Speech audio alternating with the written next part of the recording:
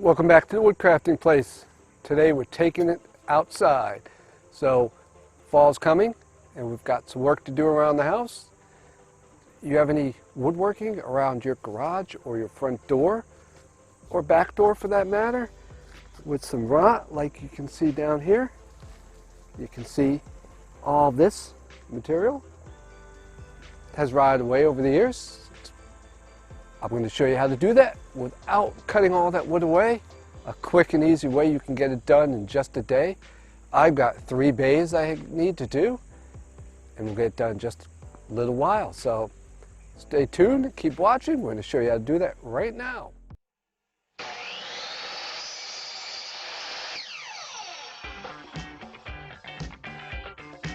As with any wood repair project, make sure you scrape all loose paint and remove all loose wood before you start doing any kind of further painting or repair work. So once it's all scraped away and clean, next you want to treat the wood with a resin wood hardener. This is a very thin fluid that soaks in very well to the woodwork and protects it, so it'll be good for years to come. Once that's hardened, you want to go back and sand down the rough spots with some 80 grit sandpaper.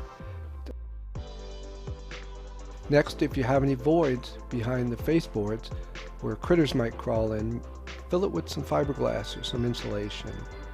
Then fill the spots with some composite wood. This is the faux wood that you buy at the big box store, and nail it in place. Next, you want to drill a bunch of holes into the composite wood so that the Bondo resin has a place to grab a hold. Next, we move on to the Bondo resin. Bondo is a 2-part resin. You want to make sure that you mix your Bondo with a 50-to-1 ratio. To do that, just make a circle of Bondo as shown here and put a line of hardener across it. Once that's cured, take a cheese grater style Surform plane and sand off all the extra material. Plane off the material. The Surform planer is really good for removing heavy material. Once it's down to the wood surface, roughly the way you want it, do a second coat. Leave yourself enough material though to sand off with some 80 grit sandpaper.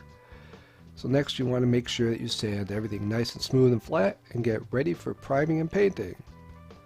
Now, as we said, moving on to priming, use a good exterior primer. That way it's nice and protected and Bondo doesn't bleed through. Thanks, Charlie, I needed the help. It was starting to get late in the day. And finally, you want to move on to painting. Use a good exterior latex paint, cover it well, and it'll be good for years to come. And you're done.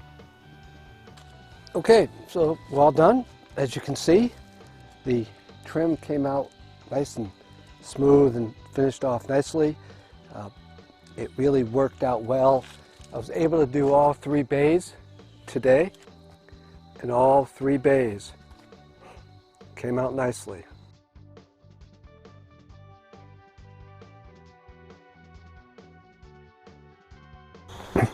Okay, hope you got something from today's video. Thanks for joining me. And before you move off to one of these videos that you can see over here, I got a question for you. That's right. Quick question for you. In the comments below, leave a comment if you have ever used Bondo around your house for repairing any other woodwork or other type of materials, chimneys or anything like that. So leave me a comment and let me know where you used Bondo to fix some of the trim. And you know, we used it for the faseboard around the garage, but pretty much any woodwork that you might have that needs repair, it's a good repair material for it. So thanks for watching. Hope you enjoyed the video and you got something from it.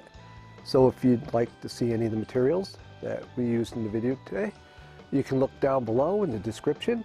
You'll see affiliate links for all the materials we used today. And yes, to make a small contribution to the channel so that we can continue to bring you our woodworking knowledge.